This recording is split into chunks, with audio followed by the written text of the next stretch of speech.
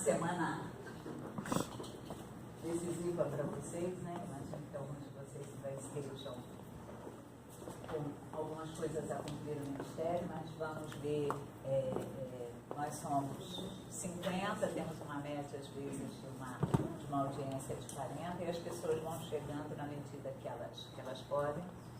Hoje é uma conversa muito especial que a mim me toca muito o coração, que é a temática do ativismo no campo da saúde.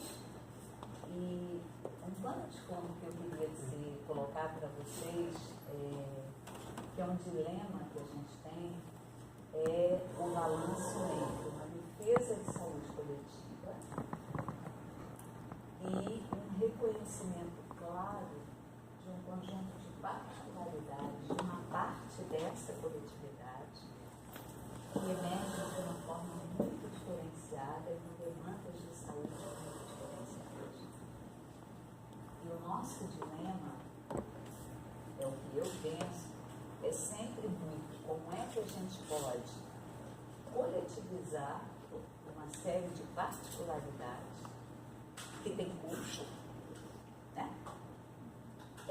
Sem tirar uma série de direitos que deveriam ser igualitários para todo mundo. Então, vai ter sempre um tensionamento entre o que é diferente e o que é igual. Com isso, eu estou até colocando e problematizando, né, uma possível escuta de vocês, no sentido de que o que a gente vai ouvir, a história que a gente vai ouvir aqui hoje, é uma história de uma luta linda, maravilhosa pelo direito à saúde, pelo direito ao tratamento diferenciado no âmbito do Sistema Único de Saúde. Mas pensem o seguinte, é uma história que a gente vai ouvir hoje. Infelizmente, uma história de sucesso. Né? Existem inúmeras outras histórias, tentativas de constituição de histórias que estão silenciadas por aí. E hoje tem, né, uma vigília em frente ao Supremo Tribunal Federal, para quem está mais ou menos atenta. O Supremo hoje começa a julgar o direito de acesso a medicamento de alto custo para doenças raras.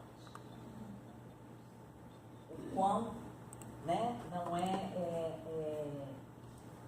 tem um tensionamento muito claro que entre direito à vida e direito à saúde, na perspectiva jurídica, que é o que a gente vai discutir na próxima aula.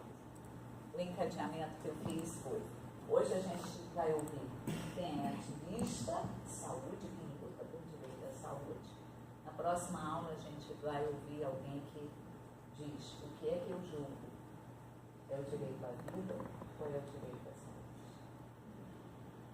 Novamente, para mim é uma discussão extremamente cara, porque ela não está decidida. E ela não pode ser decidida única e exclusivamente no pé da lei. E não a lei que demanda disso. O nosso desafio é como é que a gente, especialmente vocês, que estão na perspectiva de gestão, como é que vocês ouvem isso, primeiro, de uma forma emocional, afetiva, porque há de se ter afeto pelo outro e pelo que o outro evidencia, e por outro lado, numa perspectiva pragmática, realista, de como é que um sistema único de saúde sobrevive a esse tipo de coisa. Então, eu estou tomando a liberdade de ser absolutamente aberta e honesta para... É uma luta linda e vitoriosa. Até quando o Sistema Único de Saúde aguenta uma luta linda e vitoriosa? Estando vocês na atenção básica e sabendo de todos os desafios que se impõem, primária, desculpe, na porta de entrada do sistema. O grande exemplo, e o que vocês vão ouvir aqui, que isso para mim é valioso, é que vale a pena lutar. Vale a pena lutar. E eu acho que essa história, eu não gostaria de apresentar, eu sempre peço aos nossos convidados que se apresentem, né? Não precisa de CPF, tampouco do partido político, por favor, mas fique à vontade antecipadamente. Muito obrigada por ter aceito o nosso convite. Bom dia a todos. Olha, eu falo um pouco baixo, não falo muito alto não. Quem estiver ouvindo, né, você pode chegar mais para cá, não sei. Infelizmente a gente não tem. Não tem problema não. Tem vários vou tentar recursos, falar mas mais alto. na medida em Tá? que aí a Tá gente dando chega para mais ouvir? perto e avança, não tem problema. Meu nome é José Carlos, né? Eu sou atualmente sou vice-presidente da Associação, né, Nacional de Osteogênese Imperfeita. E ali a minha esposa, que é a Maria de Fátima, ela que é a atual presidente da associação, né? E eu já estive na frente da associação, mas imagine uma associação de doenças raras, você para achar alguém para se engajar no movimento é muito difícil. Então são praticamente as mesmas pessoas.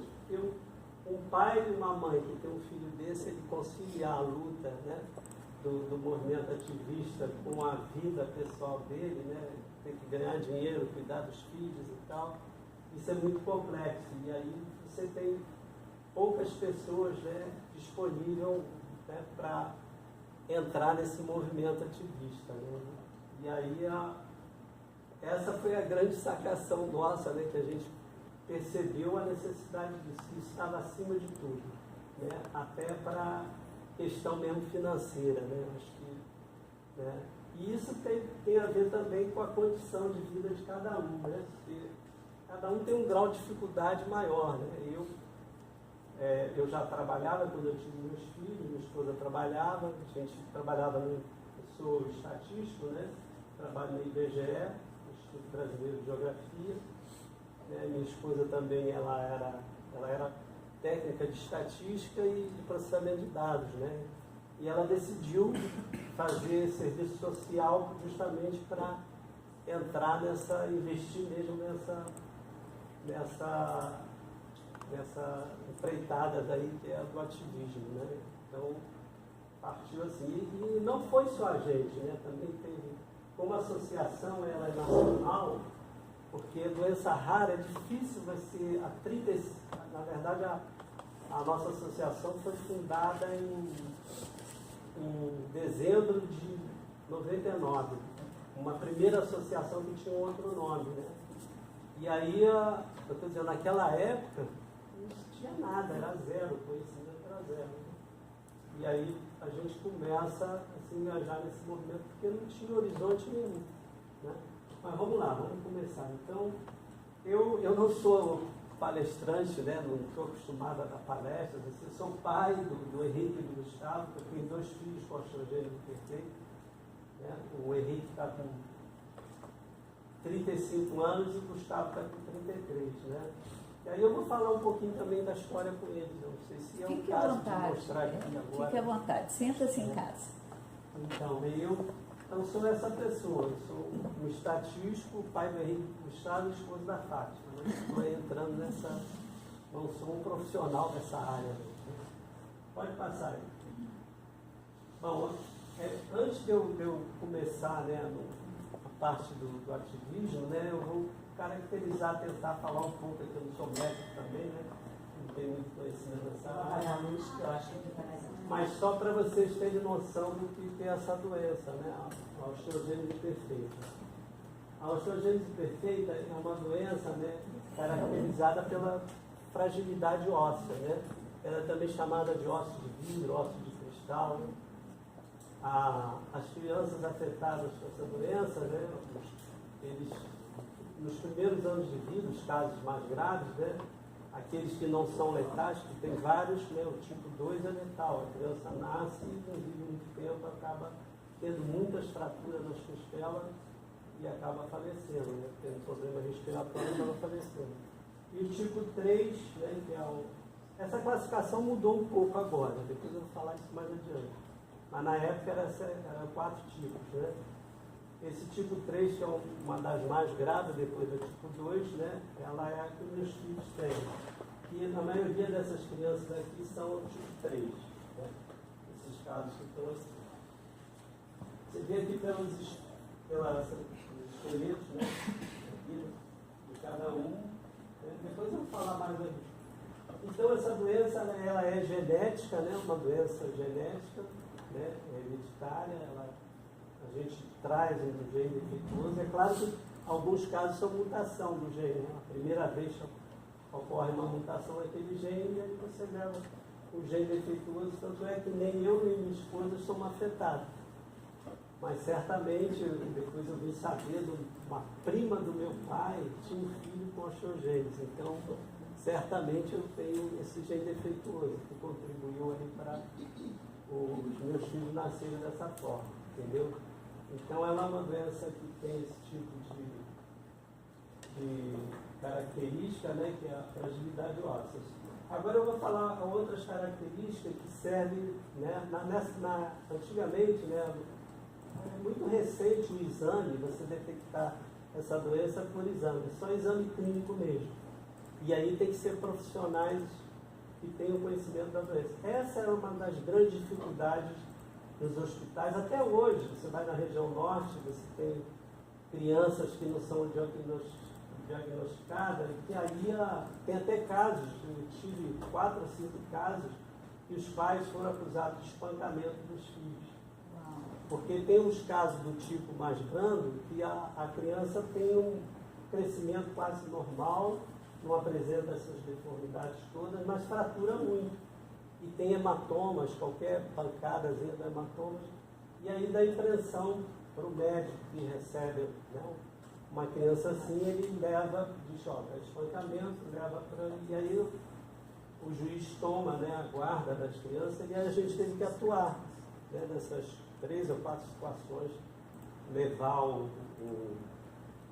diagnóstico do médico, né, chamar um médico especializado, que era lá do Instituto Fernando Figueira, que é um centro de referência dessa doença, um dos centros, né, e aí ele constatar para a mãe ter a guarda. Agora imagine uma mãe que tem uma criança com esse tipo de problema e ainda tem que sofrer, né, essa situação de ser acusada de espancamento do próprio filho. Que situação é difícil, né? E isso você imagina que acontece justamente com pessoas que não têm muito conhecimento para se defender, né, para explicar, e até conhecimento da própria doença. Né? Ela não sabe, né, explicar isso, e aí o juiz, né, acha, o médico falou e não vai. Né? Tem que tirar. E a gente sabe que tem muita situação de espancamento. Né? Vocês são da área da saúde, devem saber dessas coisas. Então, é uma coisa que difícil, né? Então, o diagnóstico é fundamental. Aí eu vou falar das características, né? Eles têm, em geral, né, além desse aspecto da fragilidade óssea, eles têm uma das características, não são todos os tipos que têm a esclerótica azulada, está vendo? Os olhos são azulados. Os tipos, né, tem alguns tipos que não são, né? Mas a grande maioria dos mais graves tem essa esclerótica azulada. Os ossos, né, têm essas deformidades, né, já apresentam de fraturas. Para você ter uma ideia, né, que eu comentei aqui para vocês, tem crianças que já chega a ter centenas de fraturas. Com 3, 5 anos de idade já atingiu centenas de fraturas. Tem casos assim, para vocês terem uma ideia da gravidade daquilo.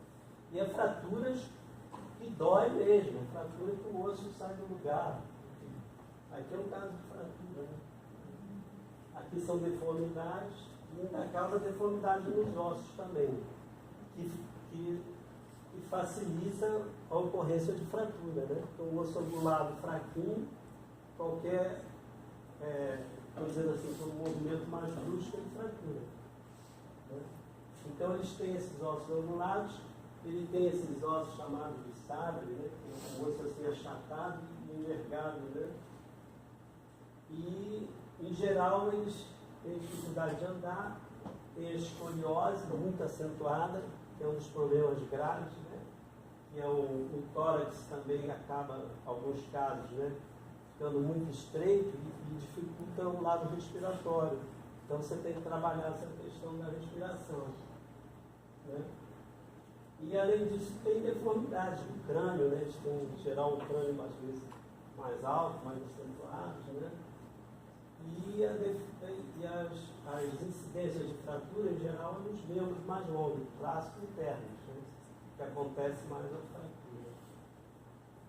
Aí aqui tem o aspecto da dentição, né? Que eles têm dentinogênese imperfeita, e os dentes são amarelados ou acinzentados, e são você vê que tem deformidade, são muito fracos, né?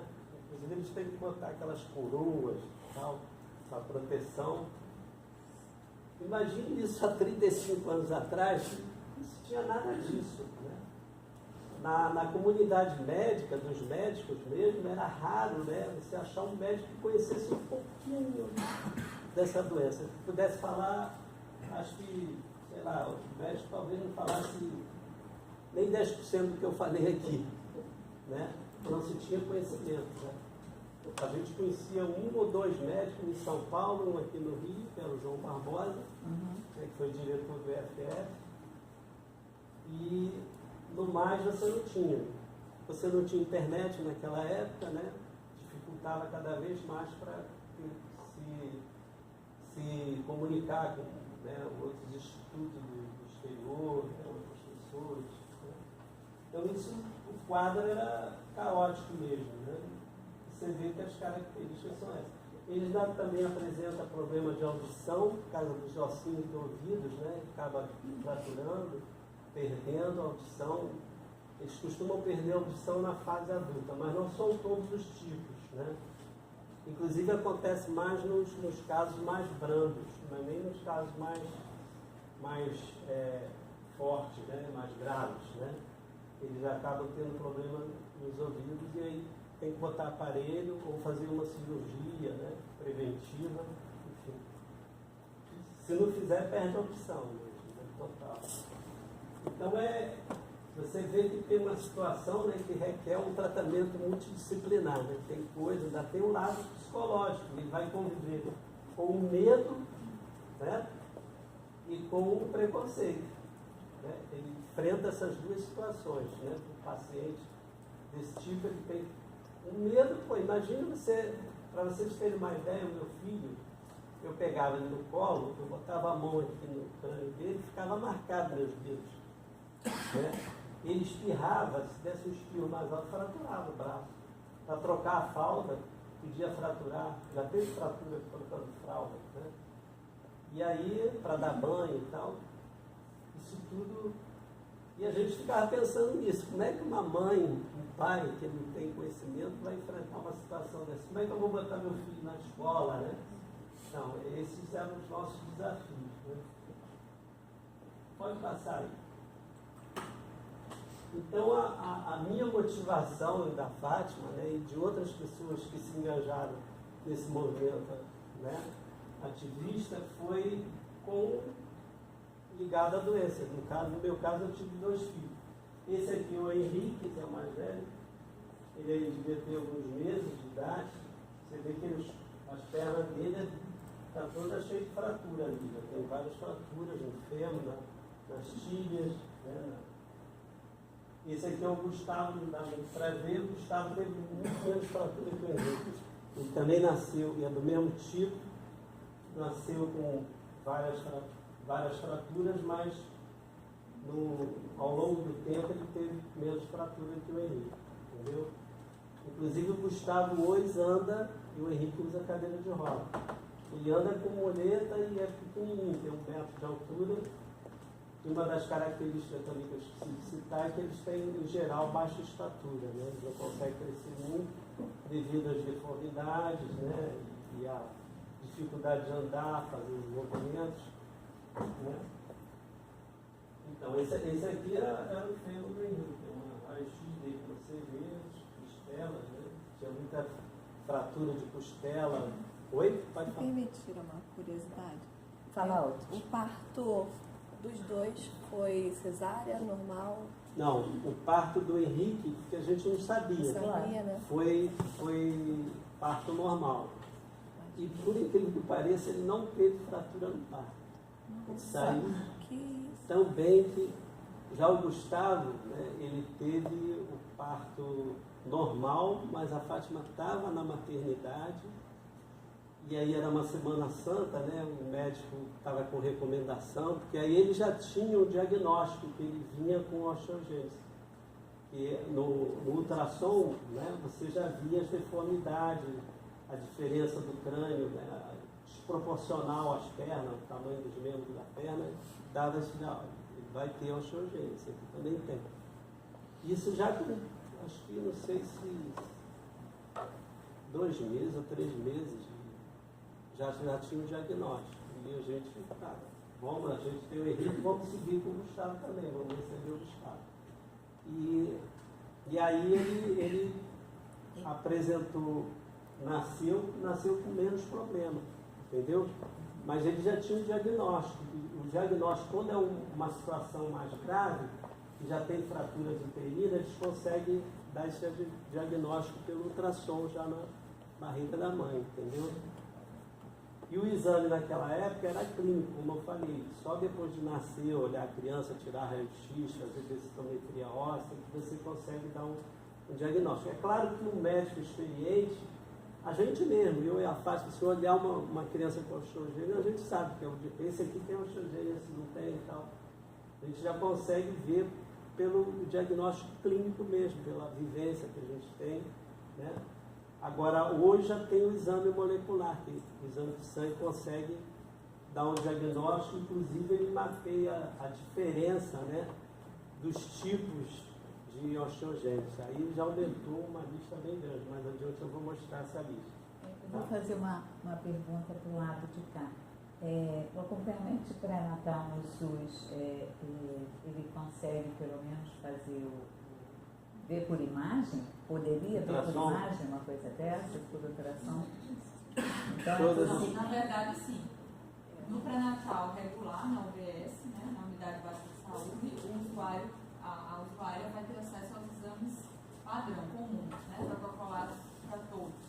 E aí, no ultrassom, provavelmente já veria alguma desproporção, como ele falou, né, na morfológica veria uma desproporção óssea e encaminharia para outros riscos, que aí dá acesso a outros exames para esse mapeamento. No caso do meu segundo filho, ele já tinha uma previsão que seria. A gente fez o acompanhamento genético lá com o João Barbosa, quando fez o Henrique, mas só que ele faz ele fez um mapeamento genético da minha família, não achou? Tem mais de 20 primos, tive 6 irmãos, a Fátima tem 4, tem um monte, a família enorme, não encontrava ninguém. Então ele falou, isso é uma mutação, a possibilidade de você ter um outro filho é muito pequena, né, de acontecer essa doença. Mas aí a gente já estava prevenido, já fazia o ultrassom mais vezes, entendeu? Para saber se teria o diagnóstico. E acabou ele nascendo de parto normal, ainda nasceu de nádega. Nossa, dentro do hospital, da maternidade. Mas como tinha muita recomendação, os médicos ficaram com medo de fazer o parto, sei lá, era um domingo de Páscoa, nasceu no domingo de Páscoa. E aí esperaram o médico que estava em Angra chegar. Quando o médico chegou, deu a hack, né, na Fátima, e ele nasceu, antes de fazer o parto. E aí quebrou todo, né? E fora que ele passou pelo sofrimento, o líquido já estava meio escuro, né? Ele teve bastante dificuldade, foi um parto muito difícil. Alguém ia falar alguma coisa, né? Ou não?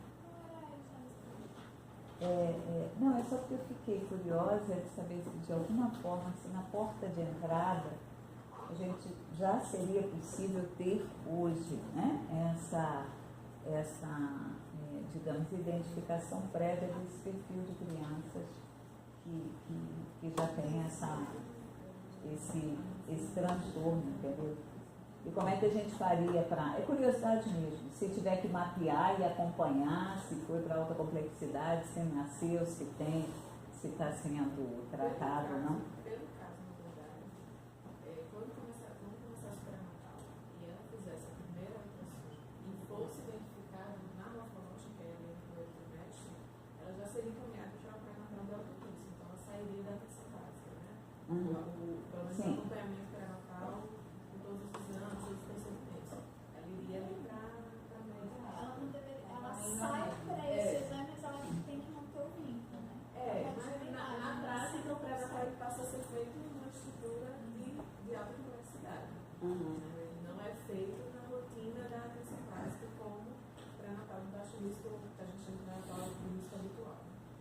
provavelmente aqui em Brasília seria encaminhada para o Centro de Referência de Doenças Raras. Tipo, a primeira curiosidade para saber se a gente for para os registros de saúde, se a gente consegue identificar, por exemplo, a prevalência da osteogênese perfeita por Hoje eu aqui. acredito que sim, agora não na atenção básica, porque os cuidados primários para doenças raras é muito mais no âmbito do rastreamento. É difícil. É um rastreamento. Para vocês terem uma ideia, a incidência, a gente mede, né? Isso não é muito preciso, mas a cada 20 mil ocorre um caso, ou 15 mil, de 15 mil a 20 mil ocorre um caso de osteogênese. Isso não é tão preciso, São dados porque tem nacionais. as formas letais que a gente não consegue medir, tem os casos que a pessoa é tão brando que ele não consegue ter diagnóstico que tem osteogênese, e ele tem. As pessoas, sobretudo os dados mais antigos, né? Hoje já acredito que seja mais fácil de diagnosticar, pelo menos em termos de Rio de Janeiro e São Paulo, mas no norte, nas outras regiões não.